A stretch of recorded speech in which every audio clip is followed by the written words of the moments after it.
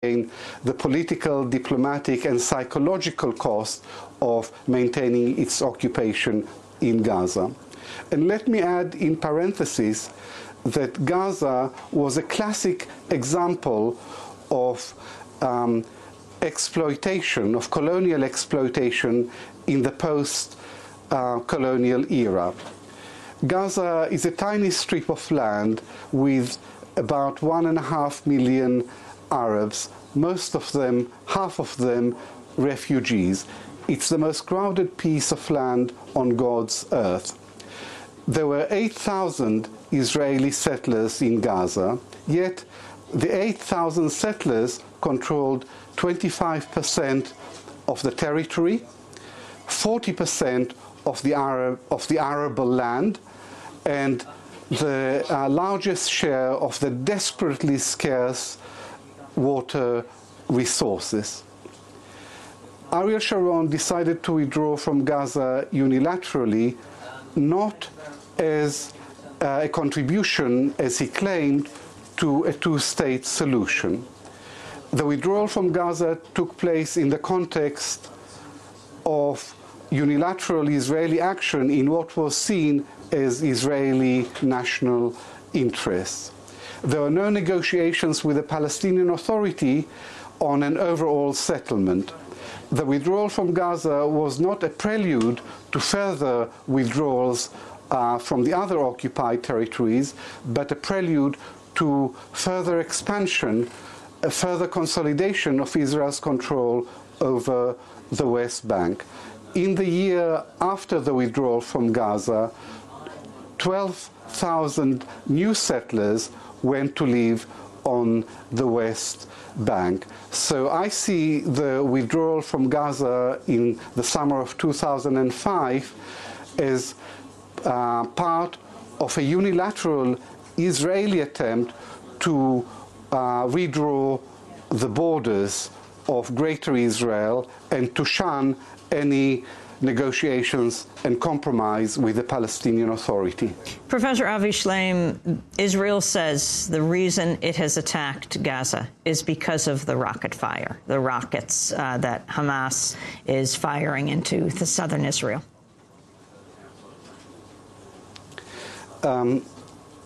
This is Israeli propaganda, and it is a pack of lies.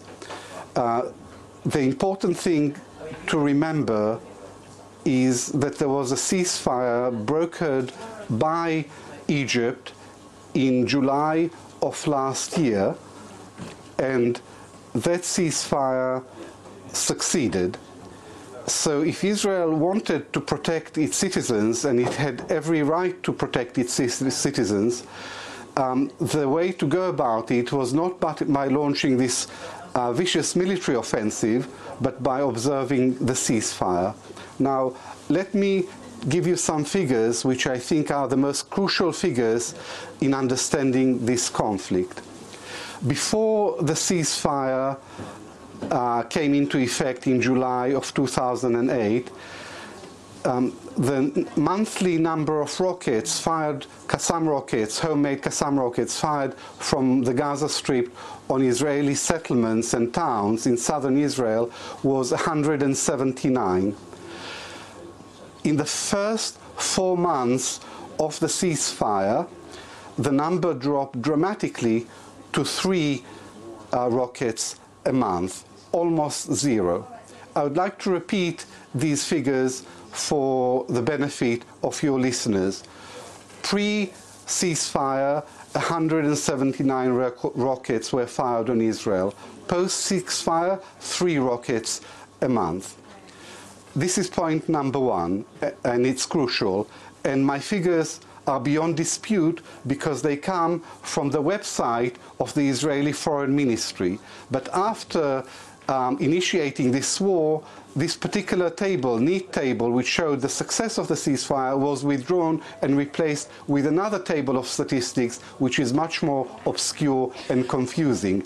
Israel, the Foreign Ministry withdrew these figures because it didn't suit the news story.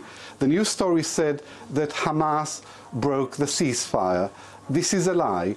Hamas observed the ceasefire as best as it could and enforced it very effectively.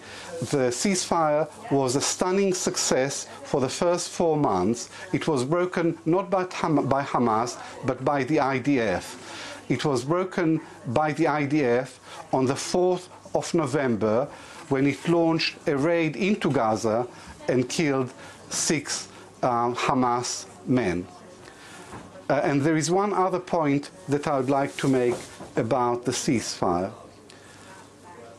Ever since the election of Hamas in January 2000 and, ever since Hamas captured power in Gaza in the summer of 2007, Israel had imposed a blockade of the Strip.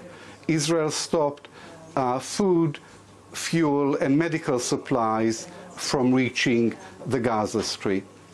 One of the terms of the ceasefire was that Israel would lift the blockade of Gaza, yet Israel failed to lift the blockade, and that is one issue that is also overlooked or ignored by official Israeli spokesmen. So Israel was doubly guilty of sabotaging the ceasefire, A, by launching a military attack, and B, by maintaining its very cruel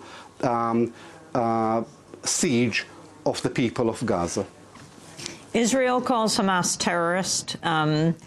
What is your definition of terror?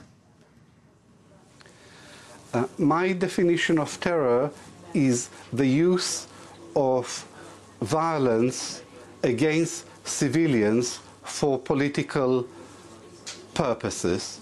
And by this definition, Hamas is a terrorist organization, but by the same token, Israel is practicing state terror because it is using violence on a massive scale against Palestinian civilians for political purposes. I don't hold a brief for Hamas. Hamas is not a paragon of virtue. Its leaders are not angels. They harm civilians indiscriminately.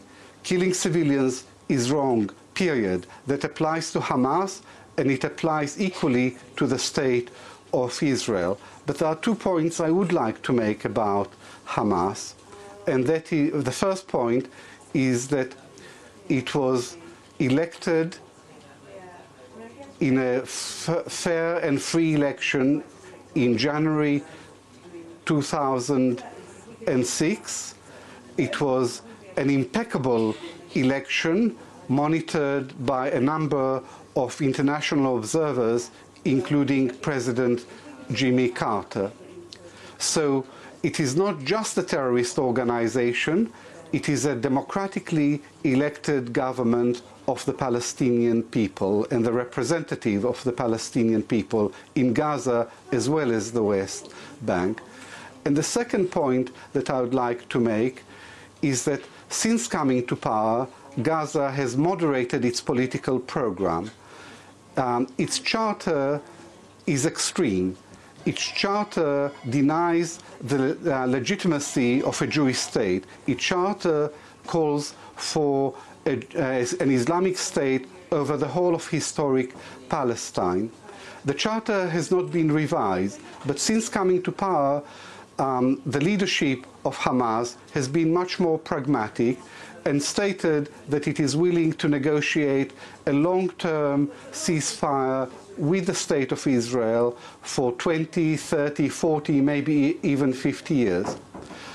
Thirdly, Hamas joined with Fatah, the rival group, the mainstream group on the West Bank, in a national unity government in the summer of 2007.